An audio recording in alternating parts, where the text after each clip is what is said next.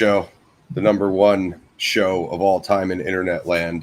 Today we're going to be doing Beetlejuice, 1988, another PXF classic, dark comedy classic. Tim Burton, Michael Keaton. You guys are familiar. Winona Ryder, of course. Alec Baldwin, and Barbara is Gina Davis, I think, right? Yep. So you guys are now all familiar at this time with Beetlejuice, which is out now in theaters, which we will be covering next week. That is the sequel, very late, decades and decades late sequel to this film. Guess we could just start off with, so we're going to keep this one super short, guys, because Gaz and I are not going to lie, we're honestly trying to get to the AJ Dubois fight. So that's heavyweight bout out of the UK, which is going down shortly, which is why we pushed this up a little bit. So we may have missed some of you guys. I know they're regularly scheduled for 2, but we didn't want to be doing this at the exact same time of that heavyweight bout. For one, literally no one in the UK would be watching us, and pretty much nobody in the States would be watching us either. So, but very brief channel news. I am going to release the review schedule, which me and Gaz have mapped out till pretty much middle of December, which is probably as far as we're going to go for the year review-wise. And then looking at 4 Zodiac live shows next month, Zodiac Files interviews. So for you guys know, I do Zodtober big. And if all goes well, I'll try to get a couple Cooper shows booked for November before CooperCon with some rock star guests of the DB Cooper world, authors and such. So main thing is check out our new film Camera X. I know I should know these socials off the top of my head, Lauren, but I'm probably one of the most useless executive producers of all time. So Camera X movie on Instagram, please go follow. We just released the poster. Lauren just released the poster, and myself, and then go ahead and follow them on Twitter as well. I believe there's a Facebook, so bear with me. Camera X 190 104 on Twitter. Please go follow that. As I said, the poster is out. It's absolutely sick. And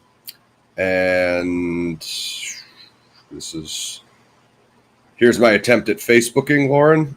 Camera X. Okay, yes, he does have a Facebook. So it's Camera X, the movie, or under movies. So go visit that on Facebook. Go give it a like. Same thing.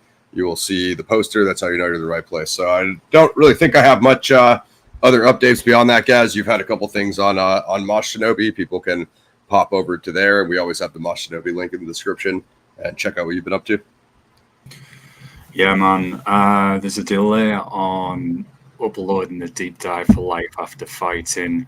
Hopefully get that up sometime next week. Then I will finish the American Ninja series. Then myself and Ross will be looking at some other legacy and current action martial arts movies that we can feature on Mosh Shinobi as well. The whole catalogue we're going to be planning out there. But yeah, just follow us on there. We're always on there or here. Reviewing or chatting about something. So yeah, folks, we'll talk to you very, very soon. Yeah. I mean, we have all the PXF classic grindhouse horror sci-fi coming the next couple months, so you guys will see that. And then we are still working on like Twilight of the Warriors and other. I haven't yet seen a Killer's Game. I don't know if Gaz has made it to it yet. So again, there are some new kung fu martial arts action movies out that we will be covering. If anyone can help us out with a stream on Twilight of the Warriors, I'm not sure if I've been able to find it stateside, so we're kind of working on that behind the scenes. But everything will roll out starting Beetlejuice next weekend, and then going directly into our horror series. And obviously, we'll have Joker 2 coming in October. I don't think we're going to do that opening weekend, because pretty much none of you guys watch it with us opening weekend except for me and Gaz. So we'll probably cover it the following weekend, the 12th. But we have something special for you guys coming for the 5th. We won't say what it is yet. So yeah, working on the martial arts stuff. Look out for those PXF classics. What up, Fire Pixie? What up? Happy Halloween. And just keep it coming. Keep it locked. Without further ado, the synopsis of Beetlejuice 1. My question in the title is, is Beetlejuice a PG grindhouse movie, if there is such a thing? I know Gaz and Pat from Winter Torment have had their difficulties with it, so we will deep dive those as well as what's good about it, what isn't. I mean, I'm an Alec Baldwin fanboy, as you guys know. Michael Keaton, a legend. Synopsis: the spirits of a deceased couple are harassed by unbearable family that has moved into their home and hire a malicious spirit to drive them out. So this is Beetlejuice. As you guys know, right off the rip, you're introduced to Adam and Barbara, Alec Baldwin and Gina Davis's characters. They don't last very long in the living world. They crash off a covered bridge. Also, shout out to this movie being located in New England. We haven't really covered that many New England movies, guys. I think other than maybe Beekeeper. I mean, there's not many movies shot in New England to begin with. I'm just going to keep it real with you guys. But Beetlejuice being one of the few late 80s movies, it takes place in Connecticut. I saw that they shot the sequel in Vermont and Massachusetts. I'll have to actually double check where, because it might actually be Vermont, right? I don't think it actually is in Connecticut. That will make absolutely no difference to you guys because trust me, Maine, New Hampshire, Connecticut, Vermont, Rhode Island all look exactly the same from a bird's eye view camera perspective. But any initial thoughts, guys?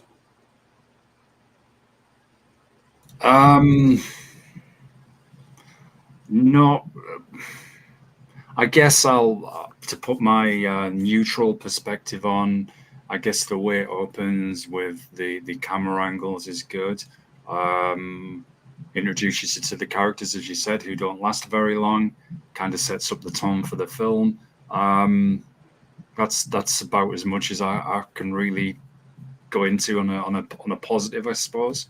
Yeah, as far as the New England, I mean, I would say Danny Elfman is one of the high points. I mean, I love the score. Yeah, I love the theme song. I mean, it's like Beetlejuice or not. I don't see how anyone could hate on the score. I mean, you could literally delete the entire film and have a very good score, right, guys? So that's Danny Elfman. I've got like about 6 alternatives to this movie for the end, which I'm going to recommend to y'all. But I'll give credit where it's due, I guess, to go in a generic sports analogy mode.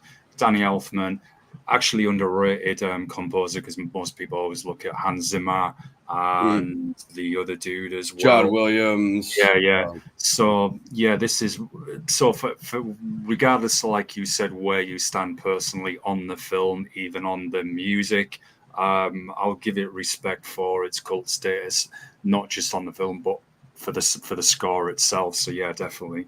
Yeah, Danny Elfman, of course, did the other Burton films, and then, of course, Army of Darkness, which you will see me and Gaz cover. So for all my New England heads, it looks like East Corinth, Vermont, but then it also says Winter River, Connecticut, so I don't know how they differentiate that. It looks like the general store is East Corinth. Most of it, the Masonic Hall, I'm not sure what scene that is that uses the Masonic Hall, unless that's actually the interesting, the cottage building, which I don't think it is, but I'll have to deep dive this. So yeah, it looks like it's a lot of Vermont, looks like a little bit of California, just to give you guys some behind the scenes shooting locations. But it's like a New England couple. They have their kind of retreat house. They run.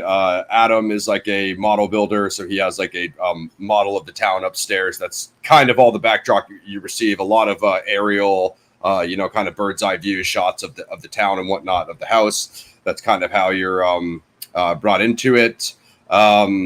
They soon find out as they go back to the house, and like again, the whole paranormal ghost thing, I guess you'd call it like poltergeist or whatever, is they kind of are returned to the life that they remember, which is living in the house, and then not really having any evidence that they're dead. They kind of like attempt to leave the house, which puts them in this kind of purgatory neutral zone where the sandworms are run rampant. So essentially they can't leave the house. If you open the door or the window, whatever, you go outside of like this zone, for lack of a better term, that you're stuck in, you just kind of drop into this kind of like purgatory state. I think the sandworms are sick. I don't know if you and Pat weren't really feeling them, guys. I mean, I think that's one of the better elements of the film. They don't really spend any time on it, but as far as just a random Tim Burton element, that was always one of my favorite parts of it. Yeah, for sure. And they do kind of play a more important part, the way they're used at the end of the first film, at the end of the second film. You probably consider them background characters until you realize he always works them into the final climax, which is a little bit predictable. Oh God, Bruce Campbell is he's too good. He's too good. The guy's too good. We're really looking forward to that animated Evil Dead series, Pixie. I don't know if you heard us talk about that, but without a doubt, we will be covering that. And then if you guys want the Evil Dead season 3 review, just tell us. Me and Gaz can go back and rewatch it if that's what you guys want.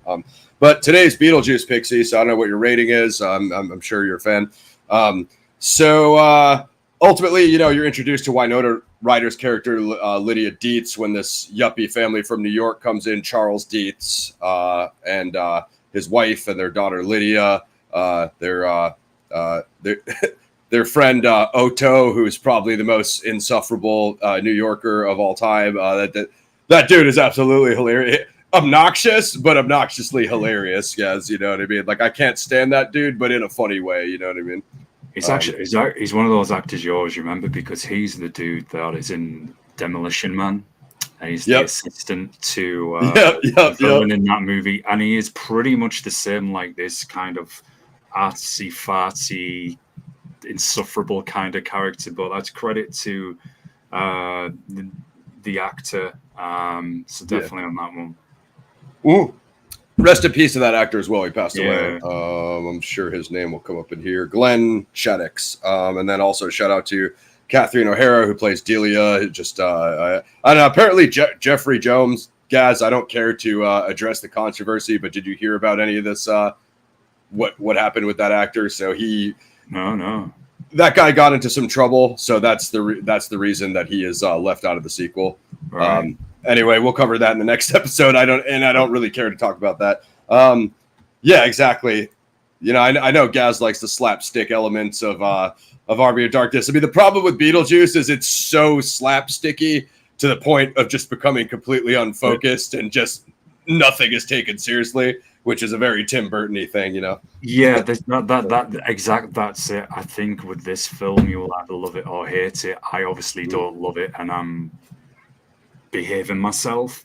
But you nailed it. That's it, 100%. Yeah, I mean, it's very Tim. I don't think Tim Burton wrote it, but it's very like Tim Burton-esque. I mean, like I have more questions for what I think would people like you and Pat would have made it like it more. I mean, so they move into this house. Adam and Barbara find out that basically their realtor friend or whoever has she has been pushing them to sell it. Ultimately, when they pass away, it gets sold right away. And then Charles moves his family out of the city to try to get a outside of New York City retreat. A suburban New England retreat. He's a bird watcher, so he wants to keep the study as it is, so he could just bird watch and whatever in there. And then Delia absolutely hates the house, so she wants to rip it apart and make it modern architecture. She makes this kind of whack artwork, sculptures, and she's just kind of a terrible, obnoxious New Yorker yuppie artist. So I think she kind of nailed that. I like Winona Ryder's performance in this as Lydia. I definitely liked her in this one better than the sequel. You know what I mean? Because I just thought the character worked better as the young daughter connected to the paranormal, as opposed to the direction they go in Beetlejuice, which we will negate to say here. I actually just saw it last night. That's why it's on the mind. But ultimately, this is what it leads up to. Lydia being kind of one of these indigo children connected to paranormal. She's able to see Adam and Barb, whereas none of the other adults, none of the other people are able to see the ghosts that live in the attic.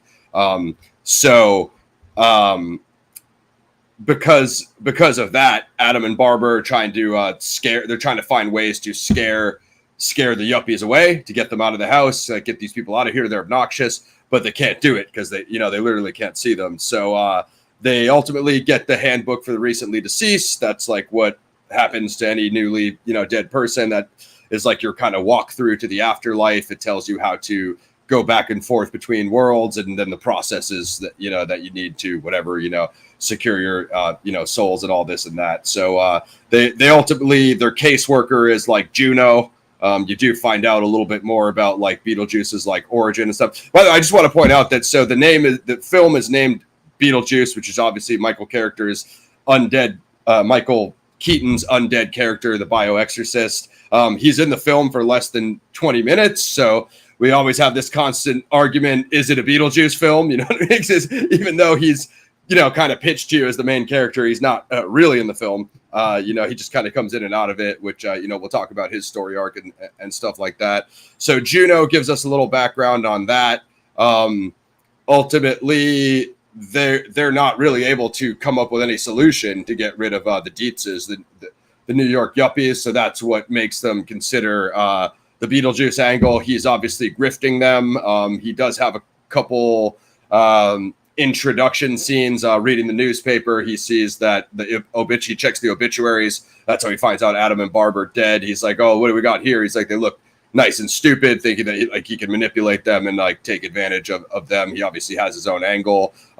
Later on, he records a Western country commercial of his pitch to getting hired. So you do see that play on the screen, and it ultimately comes to the time that Beetlejuice is hanging out in the graveyard of Adam's model. So that's basically where we're at before they start to summon him. So. Did I miss anything there, guys? Not really. Not really, man. That's pretty much it. I suppose there is some, again, the way the camera is used. That is something that I think is good on this film, particularly a part in the attic where you've got the model depiction of the entire town that had been built by the guy who's deceased. That's pretty good. I mean, that's obviously where they encounter the title character of the film. It's lighting up, so that's good. Burton's directing. I mean, I would say like the high points of the film are, other than Elfman's score that we just discussed, Burton's directing, the editing, the stop motion of the sculptures later on when they come to life. It's very like what did we talk about that was like that before, like Jason and the Argonauts and all the old like claymation stuff, which is pretty sick. If that's your thing. A little bit outdated now, but I think it still holds up, for it's an 88 film. It took influence from that era and then kind of put this horror kind of gothy twist on it, I guess. Yep. So one thing I like is when they do the transitions between, inside the model and outside the model, as Gaz was saying, they do those kind of rotational shots that's very well done. Ultimately, to resurrect Beetlejuice or summon him, you got to say his name 3 times. So he promotes it in the ads as Beetlejuice, which is actually like a star. So I guess that's some like celestial. There's a lot of weird celestial references in Beetlejuice. That's one of them. They also do it in the sequel, where saying that purgatory desert world with the sandworms is like a moon of Saturn. So I guess that's supposed to be like Europa, but it just totally random. There's really any explanation for these things. But again, with Beetlejuice, he calls himself Beetlejuice because obviously. He doesn't want anyone to say his name, because if it's said 3 times, he'll either get sent back, summoned to where he's trying to go, or get sent back. So he's like, that's why he does a lot of like trying to sealing people's lips and try to avoid them from saying his name, or at least saying 3 times. What up, Red Cloud? Doing a little Beetlejuice 1, baby, 1988. As far as grindhouse elements, so this is what we'll talk about. So Beetlejuice, right? So a Bio-exorcist, he pitches himself that he's going to scare the humans so bad that he's going to get them out of there, and help them out. Now, the thing is, like, what's interesting about this plot, in terms of other movies, Gaz and I have reviewed, most movies are, conflict, resolution, climax, finish, right? Beetlejuice does not help these people in any way in this movie. He only has his own agenda, which is absolutely hilarious, because like even when he's summoned, he just tries to get his story arc done of what his goal is. He really doesn't help them at all, which I always thought was interesting in terms of like naming this movie after Beetlejuice, when he's essentially like either a villain or a totally indifferent character that doesn't really move. I mean, he moves the plot along in story, but not in terms of what Lydia or Adam or Barb are trying to do, which is what I mean. I guess Adam and Barb are obviously trying to get Lydia's parents, Lydia obviously becomes friends with Adam and Barb, so she doesn't want the ghost disturbed or disrespected. One thing we find out later on is Otto has a paranormal background of working with the dark arts, so that's something that comes out of his Red Cloud. If you're from the Zodiac community, you know better than to do this to me, man. If you're talking about Robert Hoffman, man, you know this can't be brought up on my channel. Anyway, I'll have a short addressing Kenneth Main's announcement on Gary Francis' post dropping soon. I clipped his video and I just haven't got my response out yet. But I haven't really. What up, JBS? I haven't really wasted much time. The Robert Hoffman thing is a non-starter, and the whole desk poem thing is nonsense. So where was I at? Yeah. So basically, the Dietzes have these connections to New York. They invite up some journalists and they have this dinner party and, photographers, whatever. They're trying to get in big with the New York socialite crowd. And that's what, so Barb and Adam become, they feel like they need to summon Beetlejuice. Well, nobody knows who the Zodiac is, man. You're asking me, you want me to do David Toski's job or do you want me to do the FBI's job, dude? Haven't you guys seen I'm a YouTuber by now? Like, it's just, I could do, believe me, bro, I could do what everybody else does. I could pull out a random suspect and pitch him real hard on my YouTube channel to you guys. That doesn't make him the Zodiac, though. You know what I mean? We need a black hood or we need some guns with the fingerprints on them. But they have this dinner party. That's when Beetlejuice possesses them. They do the whole Deo gag, the Deo song. That's when the infamous shrimp cocktails come out of the cups and grab their faces. And then that's kind of how they're that piques their interest. Like, okay, it's definitely paranormal activity. It's definitely haunted. But the thing is, Charles and Delia want to exploit it. They want to make it like a I don't even know what you call it, Gaz.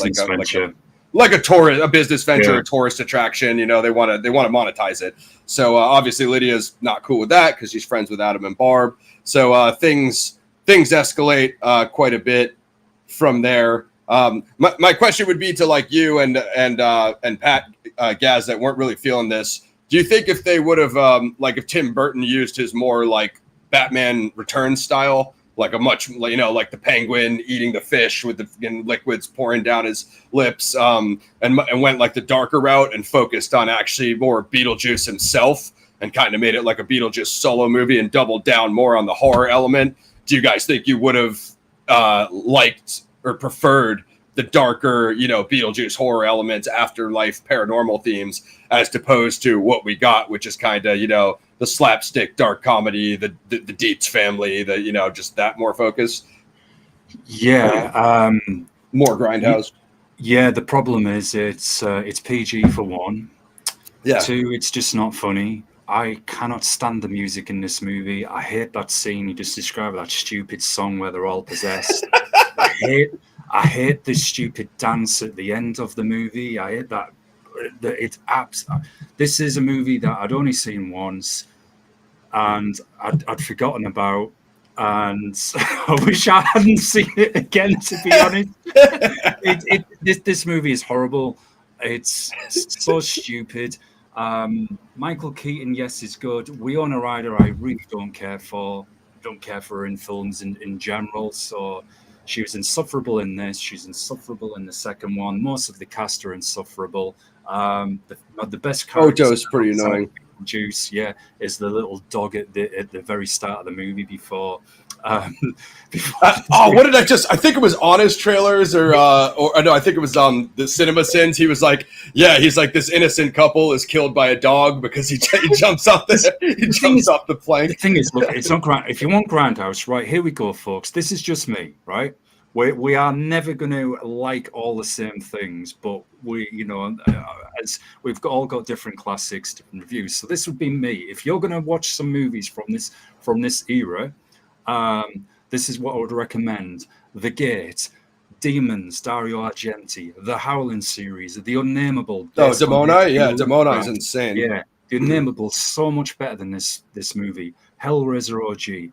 The first 3 Nightmare on Elm Street movies, the Howling series, Vamp if you want some slapstick, the Friday the 13th movies, Halloween, the House series, Reanimator, all of those movies are more grindhouse for me. Yes, Ross, if they made a R-rated version, made the comedy not so stupid, not having those irritating, stupid songs that just doesn't even match the score. I feel you've got this so-called like demonic kind of Bio-exorcist, and you've got kind of like party songs. I'm like, really? Come on, man! Look at the song. Like you could have used Danny Elfman for everything, you know, or you know. Yeah.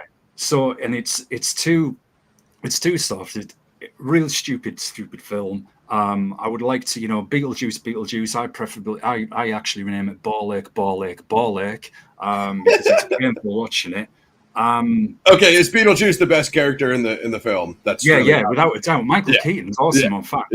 And if they'd amped up the horror side and made it more like in Batman Returns, yes, you're 100% right. That's the only thing I really like by Tim Burton. Because Burton clearly has that dark style. He just obviously went he's a huge big goth guy, isn't it? So I mean, if you like hanging around in graveyards listening to Jimmy the Ghoul, you'll probably love this movie. If you're more on the artsy gothic kind of side, the score, even though I don't like it, the score by Danny Elfman, like I said earlier, you have to respect. You have to respect that gothy arty vision, the way he uses the stop animation. He does carry that into the second movie. It has the look of the original, something we'll talk about next week. So I respect that. I respect the length they've got. It's just, for me, one of the most overrated movies of all time. And this was what Patrick was saying from Winter Torment. I guess I'm showing my extreme metal elitism. I was like watching this and I was just like, really? You're kidding, man. But I can, putting my own views aside, I can recognize why people view it as a cult classic. Again, humor is subjective. So, some people, will obviously love that kind of thing. Yeah, I mean, when I think of humor, I mostly just think of Keaton's performance and Beetlejuice's lines, as opposed to like all those filler characters, as you said, because they're just not going to be as funny as him. They're just not. And there's there is a good scene where I think you're first introduced to him, and they've got him kind of on the TV, and then you see him in that the commercial model replication of the town where he's like kind of got the lasso dressed as the cowboy. That is good. Yeah, that's good. Hilarious. That's hilarious. Come on down, I'll chew on a dog. Woo! Yeah. If you took Beetlejuice, I mean, he's not in this movie, but if you took him out of this film, my God, it would be unwatchable. Yeah, I mean, that's always my big point too, because so way back when there was talk of like this sequel, like Beetlejuice goes to Hawaii for whatever reason. It was centered in the islands. I don't know if the Dietz family went there and he was supposed to follow him. So that obviously, I think they had that almost in pre-production in like '89, like the year after this. It obviously never happens. Probably a good thing. But that's my whole point is they name the movie after him. It's clearly his universe. He's not the hero, because that's what I was just saying. Functionally in the plot, he doesn't help them in any way. He just comes in and messes up their plan according to what he's trying to do, and then he gets banished as Gaz said. So he kind of comes in. He doesn't, like, plot element wise assist them in any way. Now, in the cartoon created by Tim Burton, him and Lydia are friends. So they work together. So, I mean, I grew up with this movie, guys. I collected the action figures. So I'm probably a little bit deeper into the Beetlejuice universe than Gaz is, which is fine, but I had the action figures. I watched the cartoon. And again, like I said, I was a big fan of the character, not like this movie is his origin. So we all know, and then I had everything and so going back to what Gaz was saying about, it being a PG movie. Well, how about him saying the F word multiple times in a PG movie, guys? So I missed that part. Yeah.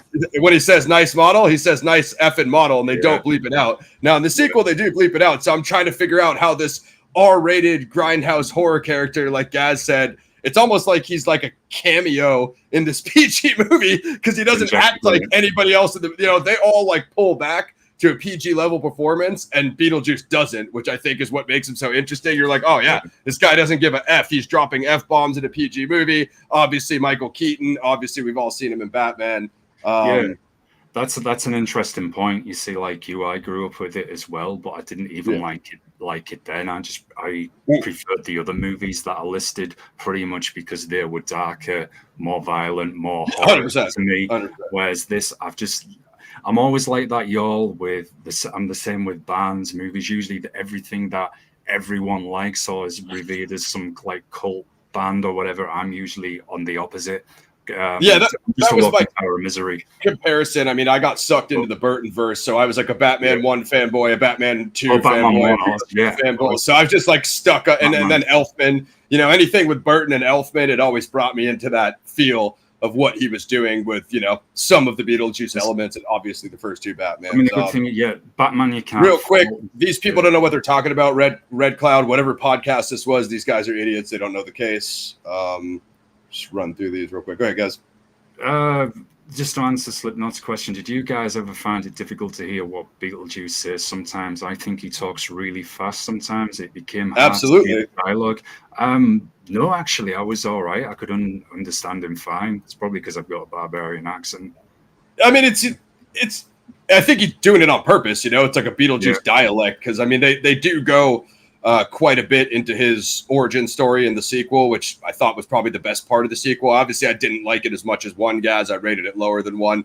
But this is the other pitch I had to you and Pat. So when Juno says, like, he was my assistant and he went freelance, I always thought that was probably the better Beetlejuice story because how does he end up a freelance bio-exorcist? You know what I mean? They just drop him into this movie, like Gaz said, and he comes at you in the Western commercial and then goes through the rest of the plot.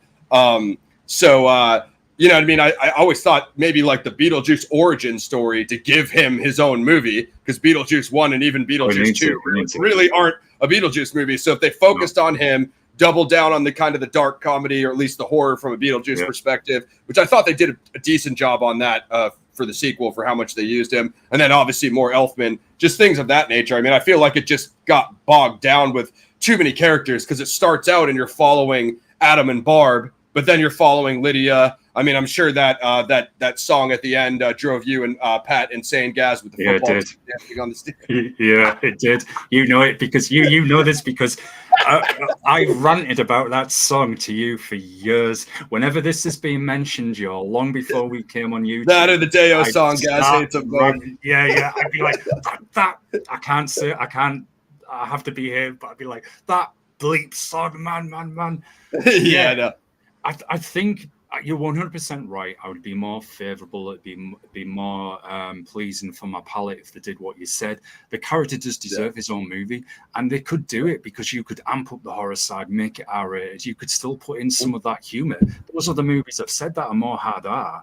Honestly, I think you could have the humor in. Given what he does, you probably could have stretched it with PG-13 because he dropped, I think, 2 F-bombs in a PG movie. He drops an F-bomb in Beetlejuice 2, but they bleeped it out. See, I thought they just bleeped it out of the trailer. When I actually got to the theater, I'm like, bro, you didn't even bleep out his F-bomb in 1. What is it? We already know he says the F-bird. What does it matter now in 2024? Oh my God, he's going to say, you know what I mean? So I think they should have just made it PG-13 or did whatever they had to do in the sequel to let him get the F-bomb off, you know what I mean? But here's a comparison. Here's one for you all. And Ross knows, well, this is probably something we're equal fanboys on. Bruce Campbell, Ash Evil Dead, we are absolute fanboys. So you will hear a complete turnaround when we get to Army of Darkness. I'll just be fanboying out. I loved Ash versus the Evil Dead series. And there's the good comparison where that guy is the character.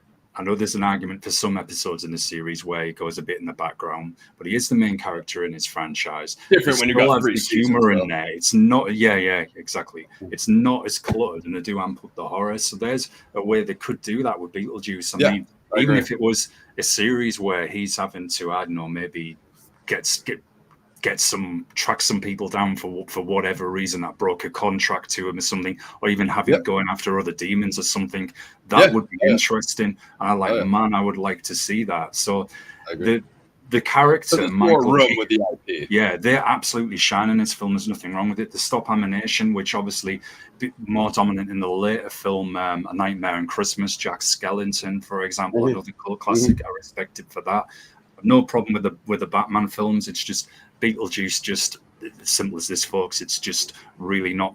I just didn't feel it for that. I love the sandworms. I mean, I honestly think that's one of the best elements. I think they could use those a lot more. I think they use them more in the animated series for whatever reason, just because they're easier to animate. But yeah, of course, as Gaz said, he's in the model. So later on, Barb and Adam summon him because they are desperate to get the Dietzes out of there. He's living in the model, as Gaz said. He's a degenerate. He eats bugs. He at one point goes to a whorehouse, and Barb is like Adam, why did you build that? And he's like, I didn't. You know what I mean? So it actually turns out it's Juno who put the whorehouse and the brothel in the model to distract Beetlejuice. When he comes out, he pretty much is unleashed. He like the snake thing that he morphed into, guys. Like some of his like, I don't even know what you call that. Different sort of manifestations he takes.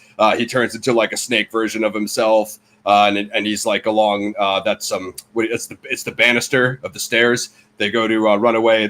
It's basically when he targets Otto. You have that great shot when he hits him with the spotlight and Beetlejuice shoots his suit off, or he changes the color of it.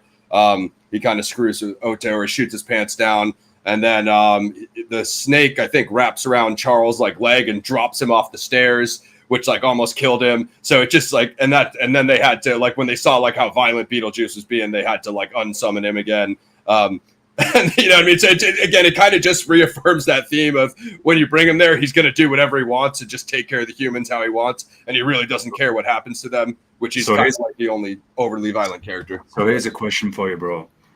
With you being more invested in this universe than me, if they did this, so if we got, say, an R-rated either series or film about Beetlejuice himself, about the character, and they explained more of why the sandworms are prominent, obviously that would be more favorable to me. But with you being very invested in this film, would that be even favorable to you as well? Would you like to see that? Oh, that would just be doubling down on all my favorite elements of what we've seen. Like I said, it's hard to say, right? Because the animation is like geared towards kids, but I think it's like season 1, maybe season 2. But they because Tim Burton was a creator, they have a lot more Beetlejuice elements, so you see a lot more of the universe. What I was going to say is my favorite parts kind of this one are obviously like the undead scenes, the Juno scenes, the waiting room, the afterlife waiting room, which is where you get like the voodoo priest, and obviously Bob is introduced. He's the dude with the shrunken head that encountered the voodoo priest. Even at the end, you kind of have that secret scene where Beetlejuice himself is stuck in the waiting room, and he tries to steal the voodoo priest's ticket, who obviously sprinkles the head dust, and that's where you get like the action figure of Beetlejuice with the shrunken head, because the voodoo priest does the same thing to Beetlejuice that he did to Bob, which is, that's like the gag there.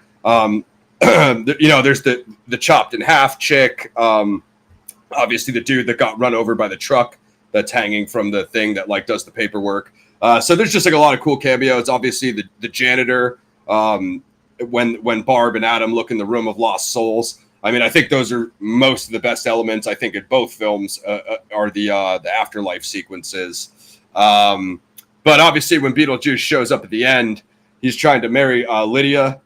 So that's when he turns Delia's sculptures against her. Everyone kind of gets wrapped up and like, I love that one claw one, guys, that kind of like, wraps around Delia. It's like she's the worst artist ever, but like that whole theme of like him turning her stuff against her is dope. I've got to say there is two things I like. I'm going to shock people. There is two things I like in this movie, apart from obviously Beetlejuice himself.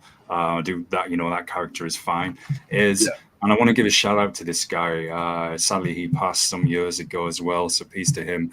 Robert Goulet, who plays isn't he the boss of Winona Ryder's character's dad? Yes, he is. He is hilarious. He kind of reminds me of those like angry police captains you get in those action movies. He was good. And that scene, as you just said, with Lydia's sculptures, her agent, who says something like, as he's leaving the house, just after that horrible song and the possession scene, if he wanted to scare anybody, he had to show her sculptures. And I thought, because they literally did look like turds, deformed turds, more or less.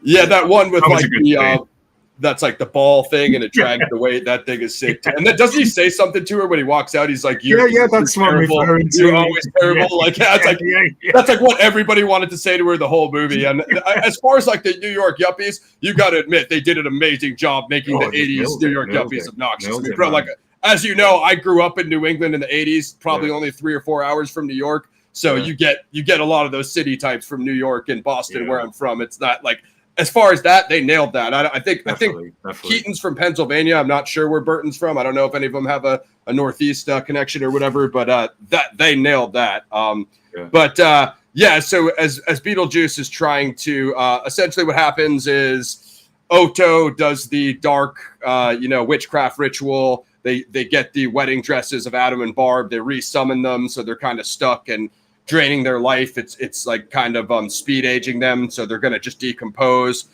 I think it's Lydia who resummons Beetlejuice to help, but obviously every time he's been summoned in this movie, he hasn't helped once.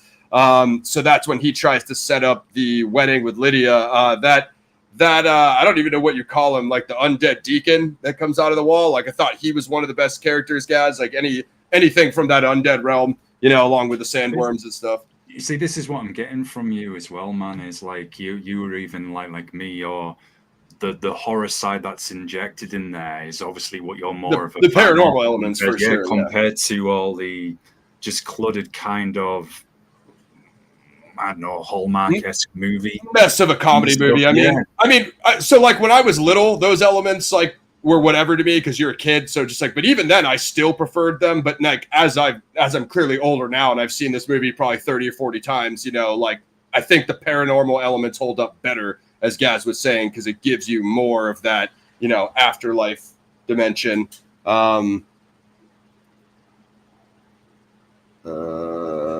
Just seeing what you guys are up to in the chat, but that's basically it, guys. So if you haven't seen it, we won't tell you how it ends, but obviously you can see what's happened with Beetlejuice throughout the whole film. It's heavy on the sandworms. Obviously, by this point, like Adam and Barb are cool with Lydia, so there's we won't tell you what the ultimate resolution is, but there is a lot of back and forths between summoning Beetlejuice, back and forth between the paranormal realm, and just kind of his take on, how he treats the humans versus like Juno, and how like the structured afterlife is, how they deal with them, because it's obviously, he's obviously freelance. He really doesn't care. As long as he gets what his goal of what he's going for, he really doesn't care what happens to the human characters. So, I mean, we could fill in a bit more on Beetlejuice, on Beetlejuice 2 next week.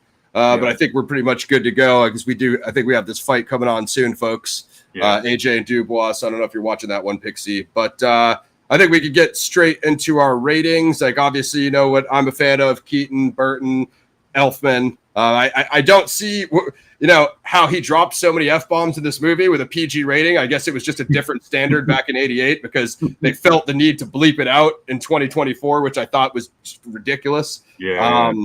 But it's got a 7.5 on IMDb.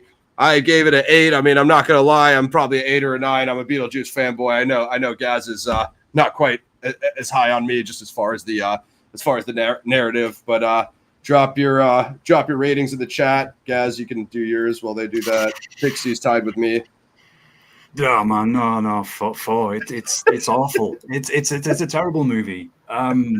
It's story wise. It's funny as a chap backside, man. Yeah. 4. What up? Describe the secrets of past para history, and I like the title. You've intrigued me straight away. I don't know if you do something on the paranormal yourself, so reach out to us if you do. Okay, I'm gonna do what I always do when it's a movie I don't like. Give it 2 separates, one you like, and then just so we don't get all the hate. So from a filmmaking perspective, the way it was shot, the cinematography, the stop motion animation, even the score from Elfman, which I'm not a fan of myself. I know I can't stand the music in this film, but from the business point, I will give it an 8 for that alone. I can see why people regard it for cult-like status for that. Personally, I'm at about 3 or a 4. Just a very, I think it's just very terrible, overrated movie. Just not funny. Too cluttered. Again, so many better movies from that time. The Unnameable for one. House. Everything I mentioned earlier. Is Beetlejuice at least funny though? Keaton's character as opposed to everybody else? Or you weren't really? Yeah, Beetlejuice is, yeah. I'll give Beetlejuice is. Yeah, he's just not really in the movie. But if you had more of him, it could have leaned you. It could have overridden all the stupidness. Like I could just the music for me. I can see why it's composed well, but that stupid song they keep, I can't. I think there's just like too many characters. Like, given I've seen this as many times as I've seen it, I think they spent a little bit too much time on Lydia's parents. Like, because you established that they were annoying in like 10 minutes, so you really didn't need like 2 hours of it. You know what I mean? Yeah. There's just so much better. I mean, even those other movies that I was saying earlier that I reeled off, even they've got the humor and that better than the Vamp, for example. But if they'd made Beetlejuice more prominent, up the rating a little bit more, yes, I'd probably be more favourable to it. But for me, I just don't feel it. I just don't get it. But with all of that said, here's our new disclaimer, man. With all of that said, is this movie worse than The Crow 2024? No. Not even close. The Crow 2024 makes this look like... Freaking 2001: A Space Odyssey. You know what I mean? Like, it makes it look like the most intricate Kubrick directing you've ever seen. The Crow 2024 is so bad. I'd rather sit and watch that scene where they're doing that stupid dance where they're possessed at the dinner table with that whack song. I'd rather watch that over and over than have to sit through The Crow, man. I mean, here's a quick point. So when Delia makes that sculpture of like the snake Beetlejuice head and like sticks it in Charles' face at the end, like Beetlejuice tried to kill him when he was in that snake form. So why would she go commemorate it as a sculpture? Doesn't really make any sense. Yeah, go check out the sequel. I'm curious too. We're doing it next week, actually. Yeah, we're going to do it next week. So if you want to review it with us or watch our review, we'll do it next week around the same time. I was very skeptical, but I was happy that at least they kept, Ryder, Keaton, and Burton. I don't think it's perfect. Not as good as one, but it definitely had some cool Beetlejuice elements from perspective of that character. I mean, I'm pretty much going to be the same next week. I'm going to be equally miserable about the follow on. However, positive, I guess I will say now at least they'll link it to the original. I'll give it that. But thankfully, Joker 2 soon, so we can get to that. Yay! And then I hope Joker 2 does good. I hope Beetlejuice is not better than it. I mean, cool cameos in Beetlejuice. Danny DeVito, of course, the GOAT. Willem Dafoe, who I love. Brad Pitt is a producer on Beetlejuice, so that's interesting. But yeah, feel free to drop your. I think we're gonna get out of here, guys. I see Dubois doing his walk out now. 5 minutes, Pixie. 5 minutes, Pixie. So I think we're gonna go get this heavyweight UK bout on. But any recommendations? 80s movies, 90s movies. Any recommendations? Leave them in the chat or leave them in the comments below. Beetlejuice next week, followed by a special surprise first week of October. Joker. And we'll be doing our, horror slapstick grindhouse PXF classics all next month for October. Also 4 new live Zodiac shows if I can get them all scheduled. So give Mosh Shinobi a sub over at his channel. And that's Beetlejuice 1988. Big fan. Love Michael Keaton. Crazy to see them come back so late and try to do a sequel, 30 plus years later. Hopefully we don't try again. Well, I mean, since Gaz just mentioned that, one thing that we don't want to talk about on air are Gladiator 2 and Gladiator 3, because those are conversations neither of us care to have. Gladiator 1, however, is fantastic. So if you want us to review Gladiator 1, just leave it in the chat. Shout out to everybody who came through, the new sub, Secrets. Shout out to Cloud. Shout out to Pixie. Shout out to Slipknot. I think we're going to get moving, guys. I want to see this fight, so I got to go take a little Take care, y'all. We'll see you next week. Take care of each other. One love, y'all. Paradigm Review Show. Like, sub, share. Tons of new content coming soon on Zodiac, and subscribe Mosh Shinobi. We'll have more. Check out Camera X on social media. The poster's out now, and that trailer will drop soon. So Pennsylvania Hardcore trailer on Gaz's channel, Dark Military 1 trailer on my channel. You can see it. I think you can see both free on Tubi. And that's about all we're going to do for drops. I think my man AJ is about to walk out. AJ versus Dubois. Let's go. AJ. Shout out to everybody who came through. Thank you, guys. Appreciate the love. Like, sub, share. Share out the shows. We're out. Peace. Paradigm Review Show.